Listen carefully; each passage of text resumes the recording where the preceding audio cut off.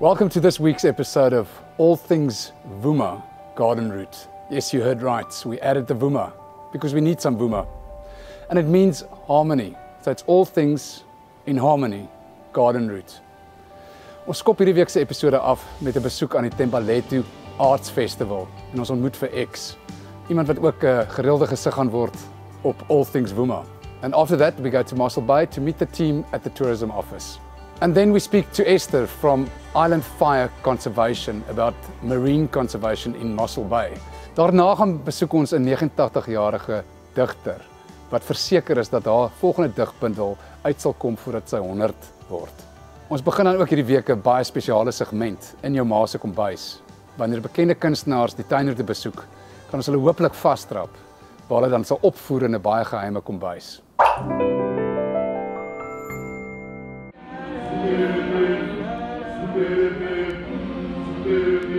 Hi everyone, my name is Kodisa Chiselwa. I'm from Thembalethu. Actually, this is my area. I'm actually passionate about the community, a better community. Since I was young, in my house, my parents used to bring strangers as well, saying that if you help someone today, you don't know who can help you tomorrow. So that's always been my passionate community. That's why I always work with the community in different ways, with kids, in church, with people who don't have anything. We assist where we can. With drama, what happened actually in 2009, I was actually a teenager trying to find what can I do. And I was trying a lot of stuff and I was not getting right with anything. And losing friends and everything with drama. That's why I made a lot of friends. That's why I made a lot of difference in my life. And I've seen it changing a lot of people, especially young ones that comes into our group. Changing their lives. Some of them were drug addicts, some of them were being pregnant in a very early age. And I'm happy today to say we're having a lot of matriculants, and one of the MCs from last night is an advocate coming from this group. And there was a boy, Otomaga, who said to Ithembalobo counseling, said, drama helped me, the X helped me to change my life. That's why I love drama so much. The Thembalethu Art Festival, we've been working in Thembalethu for like 10 years now, me and my brother and my sister. So we thought, we are doing this thing, but something is missing, We need, because we've been attending a lot of festivals, Kaka and Ka, Zabalaza Festival in Cape Town, a lot of festivals. We said, you know what, we should do this thing in our community. And it was very difficult, with no one to find you. We said, but we're gonna do it with no funding.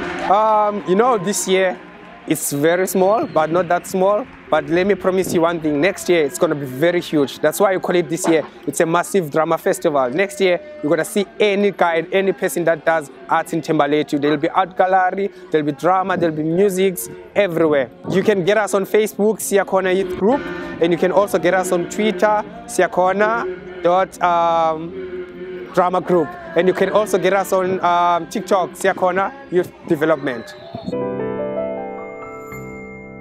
Hi, my name is Lishka Stephen Jennings. I'm the Chief Operations Officer for Mosselbay Tourism. My journey with tourism and passion for people started at around about the age of 18. I've always been interested in travel, was very fortunate to live overseas for 20 years. And as things changed in my life, I ended up being in Mosselbay permanently. And I can honestly say that it is the most beautiful, spectacular place that I have seen in all my time with all my travels, and the most awesome place to raise children, be with the community and feel safe at the same time. Mosselbay is a huge municipal area. It also includes areas like Glentana, Grootbrak, Kleinbrak, Vleesbaai, Bochumsbaai, Friemersheim and various other areas. So that is part of our inclusive iconic campaign to make sure we include every single area in our municipal area. We have been working very hard to focus on cruise tourism. We're very fortunate to have our own harbour. So our cruise boats that we have been engaging with will be increasing over the years to come. We're also focusing on film tourism. Mosselbay has beautiful areas, perfect for film shoots. When we have people visiting the office, we always ask them questions and see what their interests are. I would definitely say the lighthouse and definitely the point of human origin. And if you have more time to spend, there's also the oyster catcher trail, which is an amazing trail to go and walk, and beautiful nature and indigenous plants and everything to experience. I would say for me personally, Mosselbay is about the people and the community, and it's building relationships. We have an exceptional relationship with the Mosselbay municipality, with the mayor and his team. We're also very fortunate to have the Mosselbay Business Chamber offices just 2 buildings down, as well as the Municipal Communications Office that will be also moving into the town's house within the next couple of weeks or so. And I feel the fact that we're all together, we can see each other on a daily basis, builds those relationships, because all of them are absolute phenomenal ambassadors for this town. So I'm extremely grateful for those relationships, and it's something that contributes to the entire success of tourism for everybody. So talking about relationships and teamwork and everything, I would love to take this opportunity to introduce you to my exceptional team that makes everything possible in this beautiful area. Okay. Dylan, do you want to start? I'll start off first. I'm Dylan Singfontein. I've been with Mosselbay Tourism for 10 years plus. I work as an information officer and website editor. My daily tasks involves editing posts on the website, uploading interesting events that takes place, assisting the walking tourists, people from all walks of life all over the world. And that's me in a nutshell. My name is Karen Chilis. I work for tourism at the town's house, where we do sales. The tourist comes in and we can tell them about the historical lovely building that we are in and what we do there, and that we sell local products to our tourists. Okay. My name is Monique Liflier. I'm the membership manager. So I work closely with all our members. So I interact with them, I make sure that they feel welcomed when they come into the office, and I build relationships with them and the tourism office. And I work also closely with the tourists to make sure that they know about our products and that they know that what our members are showing them all the products. So that's how I do. Hi, my name is Jason Tufbete. I'm working for the tourism office as a tourism information officer. I also deal with different individuals on a day-to-day basis. And It's okay.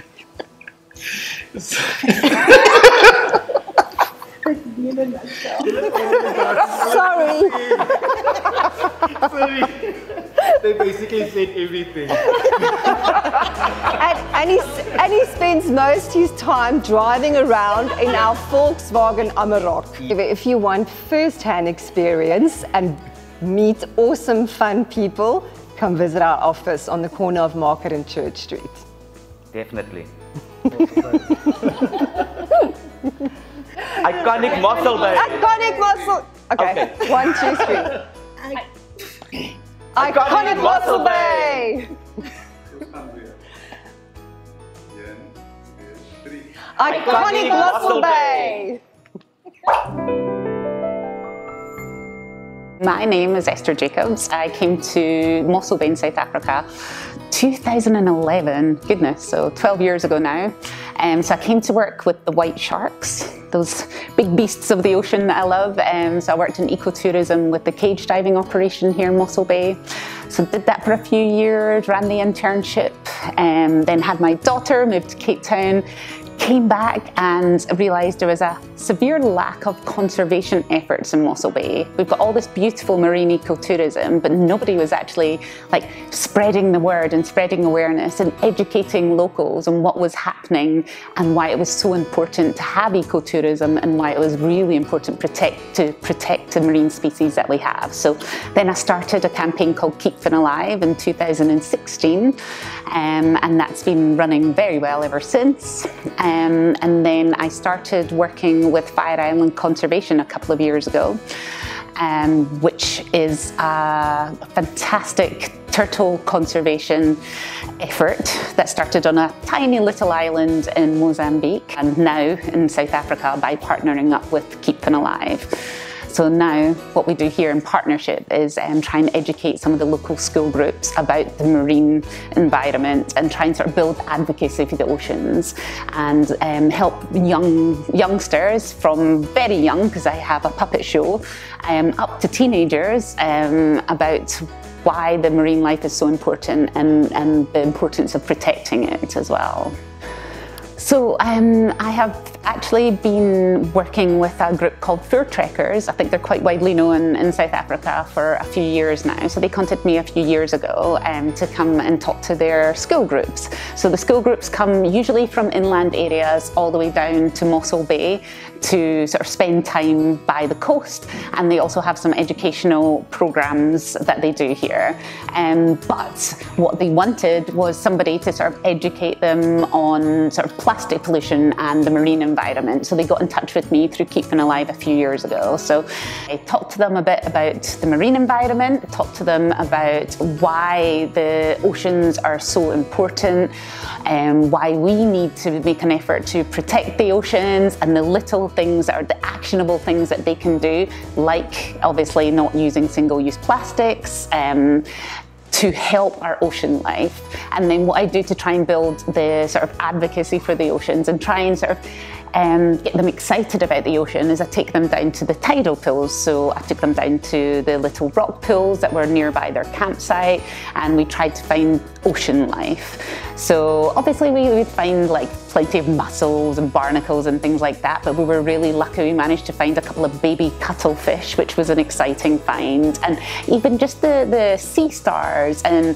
cushion stars and things. I mean, they're from inland towns and they don't get to see these things very often. So it was really, really amazing to see them excited about it. And we had quite a lot of bird life there. So there was the oyster catcher birds, cormorants that were diving and things like that. So yeah, it's just really nice to not just talk to them and like speak to them about why they need to protect this environment, but also get them excited about it by showing them, physically showing them the environment itself. And that it's not just the big things they see on TV. It's not just whales and dolphins and sharks that are exciting, but these tiny little creatures in the rock pools are also quite exciting as well. So the thing I explain to kids about plastic pollution is that it's actually easy to stamp out your own plastic footprint. So, I mean, you think that like going to the shop and buying one plastic bottle of water here and then doesn't make a difference, but it does. Of course, if there's 7 billion people telling themselves that buying one plastic bottle of water isn't going to make a difference, it's going to make a massive difference. And with 8 million tons of plastic entering our oceans every year, it's making a huge difference. And with the biggest whale species in the world, like they ingest the equivalent of a small human in plastic every single day because they're filter feeders, because plastic breaks down into this tiny little particles called microplastics that the filter feeders are now obviously ingesting. It's making a huge difference. It's impacting not just the massive animals in our marine environment, but the tiny, the plankton as well has been found to have plastic, or at least the chemicals from plastic in it. So it's affecting everything in our ocean. If you can go home and refill a reusable bottle of water, it's going to completely lower your impact on the environment. And if you're doing that every time instead of buying, say, 20 bottles of water a year, then that's 20 bottles of water that you've stopped going into our environment. Even if you think it's going to end up in landfill, it's not going to end up near the ocean. And a lot of the things that end up in landfill, especially the lighter plastics like straws and plastic bags, they get like blown up by the wind, end up in a waterway like a river or a stream. And where do they all lead to? They all lead to the ocean. So again, still ends up in our ocean environment and in the stomachs of our marine life. If people want to talk to me about possibly coming and speaking to their school groups, they can get in touch with me through Fire Island Conservation on the email projects@fireislandconservation.com. And then, I mean, if it's local, I'm very happy to come and chat to the school groups in the garden route, obviously.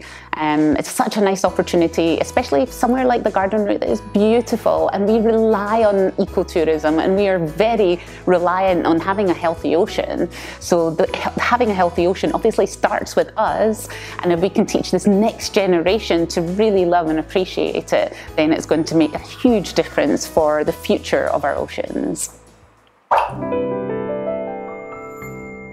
Hallo, ek is Rennie Coetzee. Ek is nou oor 3 maande is ek 89. Maar ek wil dit nie omdraai nie. Ek sal liever die 8 en die 9 by mekaar tel en dit 17 maak. Ek het 4 digvernels. Ek noem hom God se hemelruim. Deur die venster vanuit die hospitaalkamer sien ek die hemelruim van God daar ver. Dit verander aan mekaar. Dit is so mooi, wonderbaar. God is oral en hy beheer alles in die ruim. Eerste kan ek die wit wolke in die lug waardeer. Bo kan die blou bergreeks sweef dit rond. Onder die berge is die see met witte branders. Dit kom my tegemoet, besonder stil. Op een oomblik vlieg 'n voëltjie verby. Sy vlerkies sprei hy uit, vrolik deur die ooptes. Nie net hy, maar die blare in die bome roer. Almal juig, mensdom en natuur. God is in beheer. Dan sien hulle, mens sou jou besig op jou ouderdom, dis waaroor ek nog nie aan demensie of dit lei nie, né? Mens moet jou besig hou met iets. Is dit nie, Arlen? 100%. Thank you so much for watching this episode of All Things Vuma Garden Route. Thank you so much, Patio Warehouse, for the use of their beautiful studio. Thank you, I'm Not Plastic. Thank you, High Tech South Africa. And thank you so much for our main sponsor, Vumatel, for making this possible. As julle enige stories het wat julle graag met ons wil deel, of mense ken wie se stories julle graag wil laat vertel, e-mail ons asseblief by info@allthingsgardenroute.co.za. See you next time, and please like and subscribe this channel. Hierdie week se episode en in jou ma se kombuis, dit was Ampie du Preez.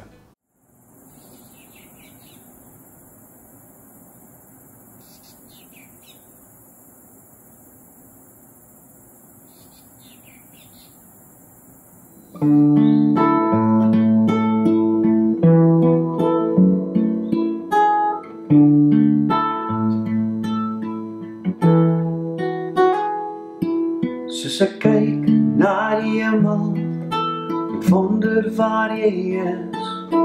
Stap deur die donker, deur die grys amis. Hoor jou roepstem op die hoogste krans. Ek mis jou lywe om die vure dans. Klaradijn, klaradijn, met jou hart so klein. Waar in die wêreld jy verdwyn, het daar iets gebeur waarvan ons moet weet. Het daar iets gebeur waarvan ons liewers moet vergeet.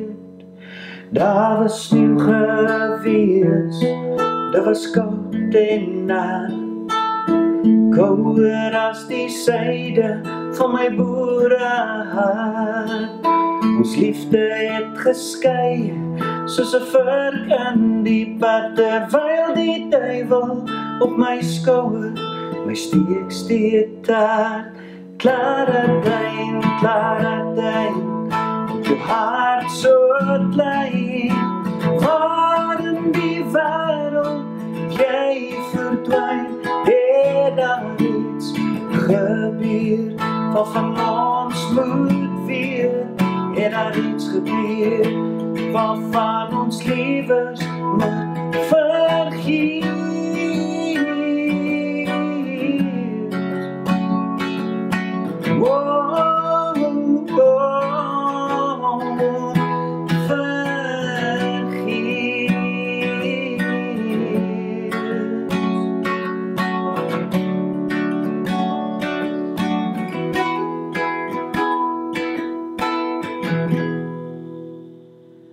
Klaradijn, Klaradijn, met jou hart so klein, waar in die wêreld jy verdwyn, het daar iets gebeur, waarvan ons moet weet,